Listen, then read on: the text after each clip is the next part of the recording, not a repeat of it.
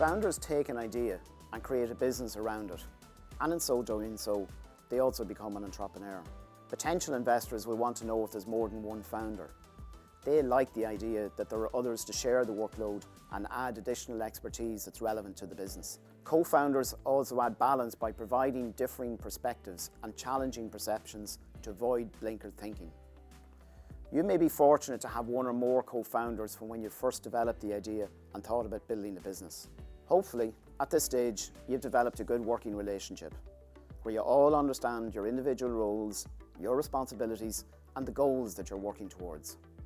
Trust and ownership are important characteristics of this working relationship, as well as being able to challenge each other and reach mutual agreement on the outcome. If you're a solo founder, then there are other ways of addressing the lack of a co-founder. This can include assembling a strong advisory board. The advisory board provides additional expertise and differing perspectives to help avoid tunnel vision. However, you can't expect them to do any actual work. Their role is primarily advice and counsel. The advisory board should not just be hired help, such as a family lawyer or accountant. Reach out through your network and LinkedIn and find people who have relevant domain expertise, market knowledge, or a useful personal network. If you're lucky, your advisory board may not require any payment in the early stages, so long as you don't try to overwork them. Hiring a senior manager early on should provide the expertise needed to help grow and manage the business while also allowing division of work.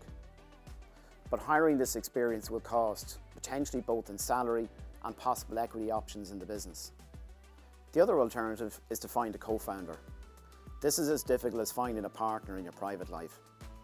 You'll need to go out and meet people. Think about the type of expertise or knowledge that you need to bring into the business and figure out where those people tend to congregate. Don't opt for family members simply for expediency or because you trust them. They should add needed expertise or relevant experience. Finding a co-founder will take time, so will building the working relationship and trust. Co-founders can have higher expectations for their share of the equity than an employee. Don't rush into an agreement.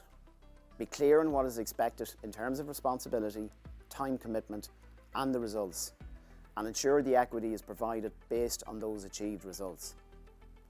Finally, think ahead. Relationships can break down. People's priorities can change. Your founder may want to exit, or you may want your founder to go. Problems with teams and founders is one of the most common causes of early stage startup failures.